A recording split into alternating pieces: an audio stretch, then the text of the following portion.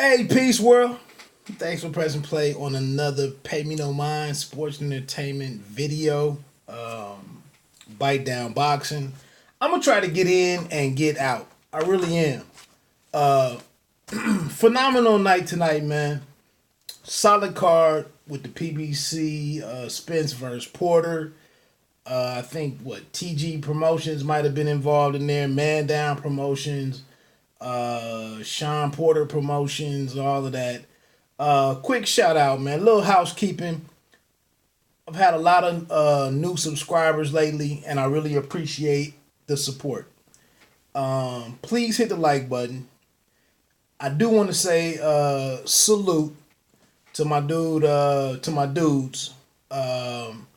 The Real Deal with Damian Adams, 365 Sports with my man DB, and the Standing 8 podcast with my man Latoris Harrison, and even Junior the Truth, who is one of the Junior the Truth.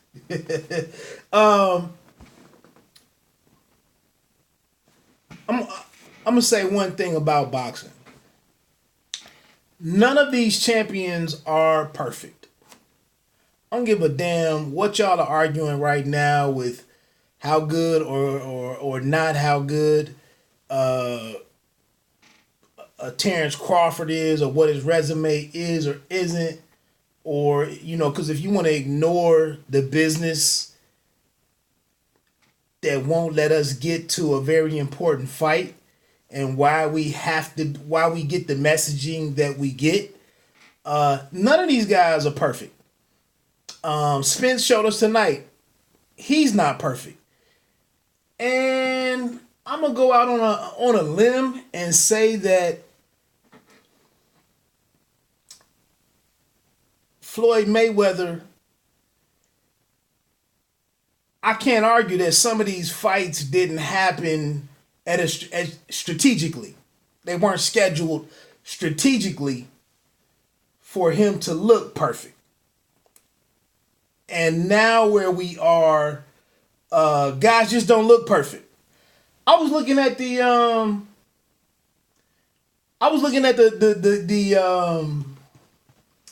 tonight's Benavidez and my man and Errol.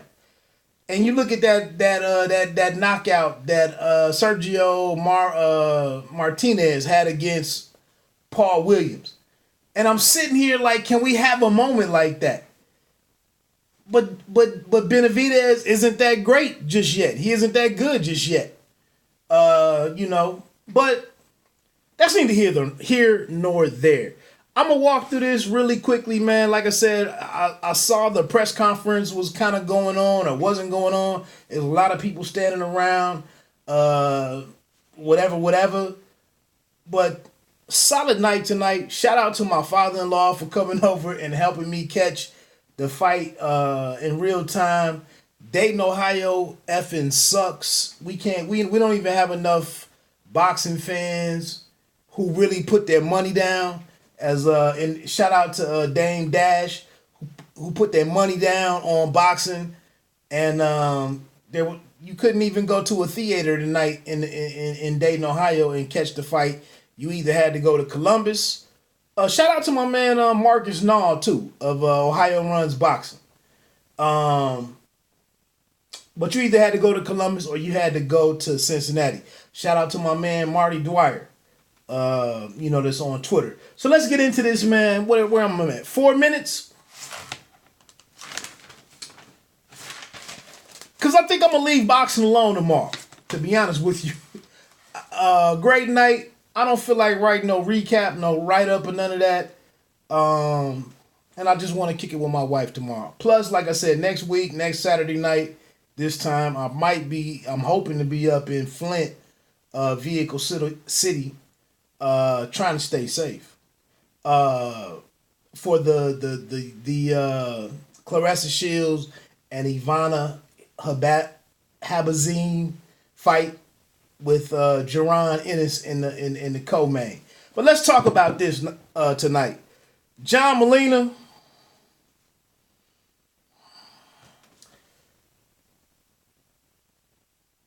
reaction time is just shot. It's gone. He's a warrior. He served his purpose tonight in opening up the card, but I hope he's done. Shout out to Josecito Lopez for doing what he needed to do for himself.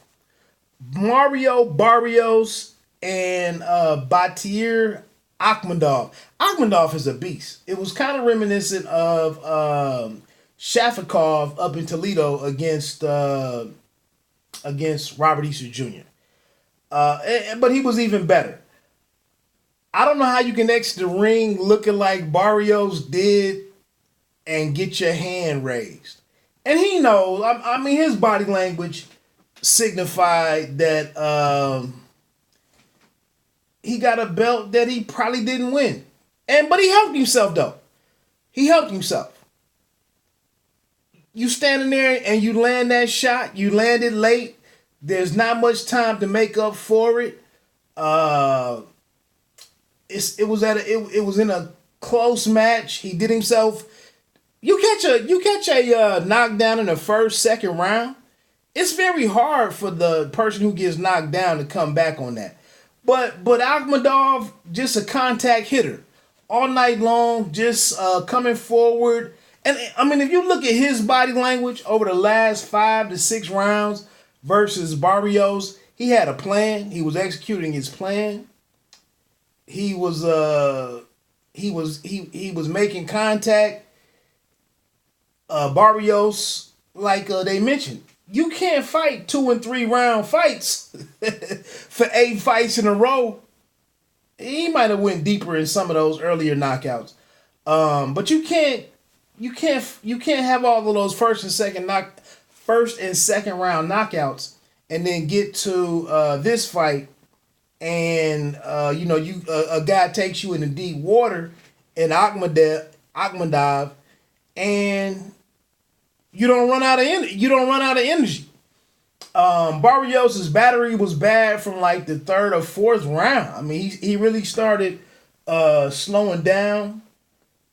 Maybe in the 4th or 5th round is what I'm looking at my notes real quick.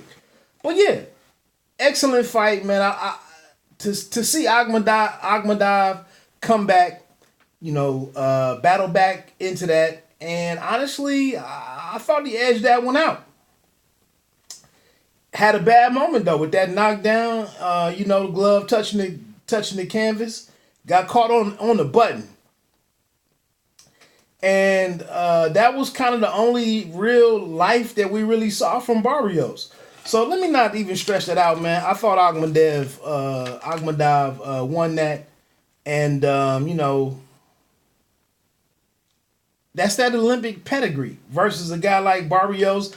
I do think, man, I'm back and forth with where I am. I like the communication skills of a Virgil Hunter, but he wasn't like a plus over the last third of that fight. Once it got into the crucial moments, I don't feel like Hunter was a plus in that particular situation.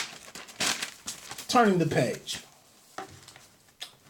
And I would have liked to do a live stream, but I'll be honest with you, man, I really don't like working for free. I do a lot of work for free, and I ain't feel like doing a live stream and bringing everything together and all the production value and all of that stuff, and I can't profit from it in the slightest way. Where we at here?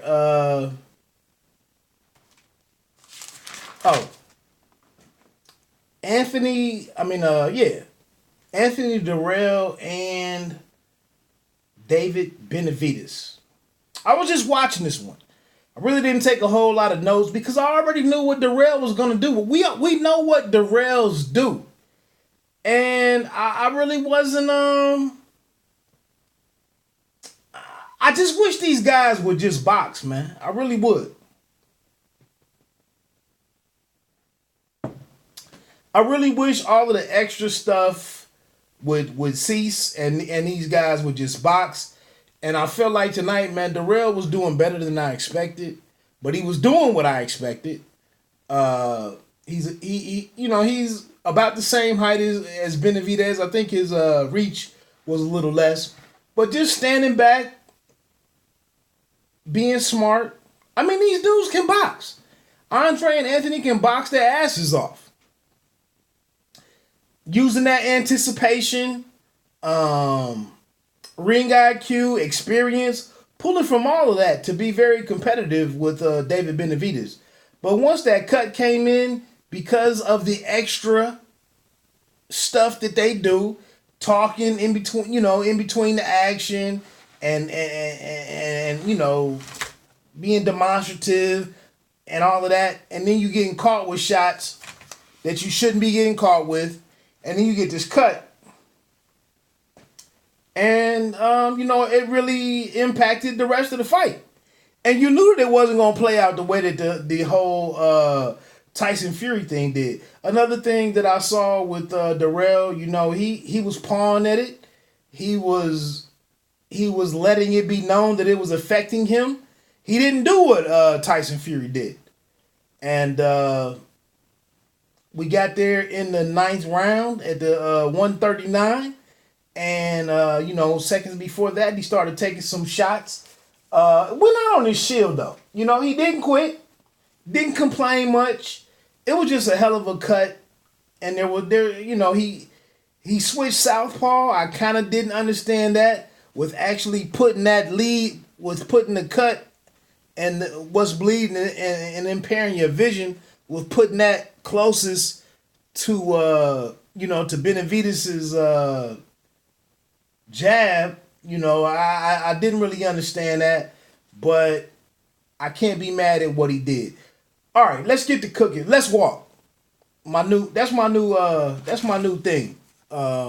Shout out to The Wire and Avon Barksdale, who was a boxer on the show.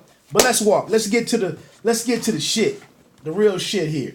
Errol Spence Jr. and Shawn Porter. Let's get to that. Again, man, ain't none of these guys perfect. Lomachenko, not perfect. Gervonta Davis, we don't know if he's perfect. Rougarou,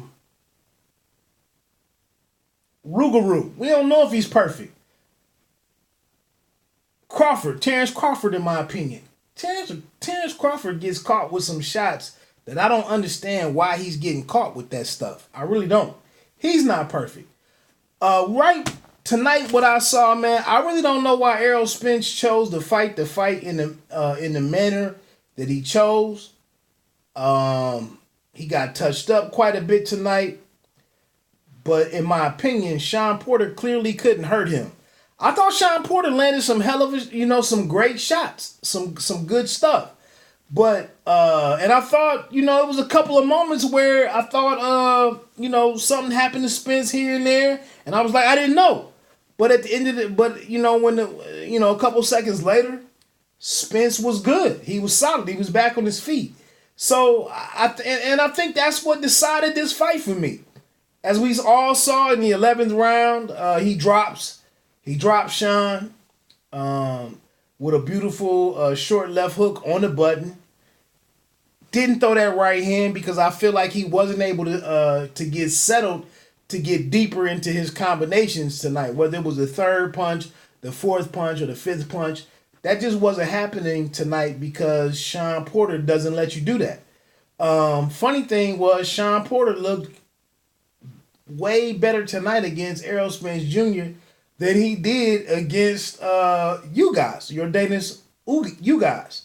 So, Larry Hazard Jr., I believe, his card, I didn't agree with it. He gave the first 4 rounds to Errol Spence. To Shawn Porter. I really didn't see that. But I did have round 1 could have went either way. Round 2, I'll probably get at to Spence. Round 3, I'll probably get at to Spence. Round 4, Shawn Porter free swinging, landing big round. I'll probably get that one to Porter based on my notes. My notes. I'm gonna tell you what, man. Sling TV, $75 for HD. Y'all need to holler at me. Y'all really need to holler at me, man. My picture tonight was not it was not world class. It just wasn't. But let's walk though and let's get serious, man. I felt like Errol Spence beat Shawn Porter at his own game. I don't understand why he stayed inside so much. But I felt like he just had it in his mind that Shawn could not hurt him, that Shawn could not get him out of there, and he accepted the challenge. You know, he welcomed it, and I just feel like a lot with Shawn, man. It's a lot of activity, it's a lot of energy, it's a lot of motion, but it's just not clean. It just doesn't lend itself well. It's just not aesthetically pleasing. He's in a rush. It's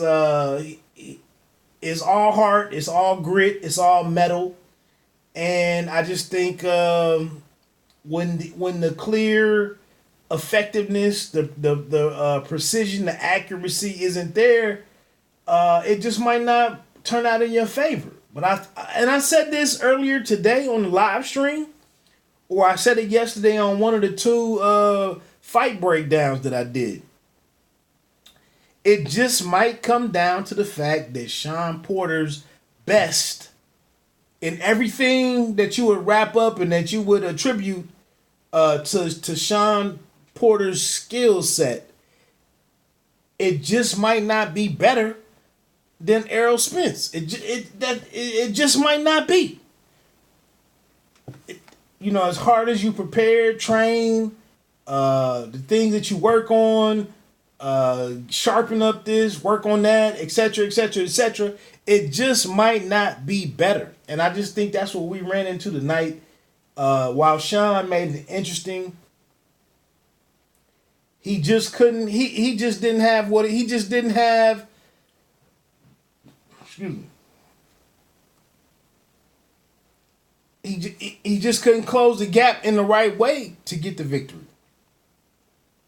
I don't see a reason. I don't really see a reason for a rematch. I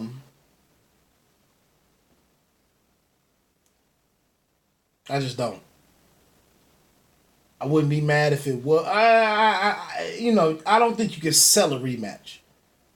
Great night, but I don't think you can sell the rematch. I don't know, man. Great fight, good action. Pretty successful night for everybody involved, whether it's the PBC, whether it's Errol Spence Jr. I'm not sitting here now talking about he's exposed. Like I said earlier, man, we don't know nothing about any of these guys. Deontay Wilder, not perfect. Andy Ruiz Jr., not perfect. The guys at 140, not perfect. The guys at 135 with Lomachenko, not perfect. 130, Burchell, Jamel Herring, not perfect. And like I said, and that's good for boxing. That's good for boxing. And it just boils down to guys that are willing to accept challenges. And we see what happens. That's why we have judges. You know what I'm saying? That's why we have decisions. So I'm not down on Errol Spence Jr. Like I said, I felt like I don't know why he fought the way he did tonight, but he made it interesting. I felt like he beat, in some regards, in some respects, he beat Shawn Porter at his own game. I felt like Shawn Porter was not gracious, but what's the word? I just thought he was dope in accepting defeat. I prepared. I trained my ass off. I came out here. I fought my ass off. People thought what they thought. I showed them something different. And like I said, man, it boils back down. It boils back down to the fact that I said his 100% just might not be as good as Errol Spence Jr.'s 100%, with the exception of Larry Hazard Jr. That just might be the case, and that's one of the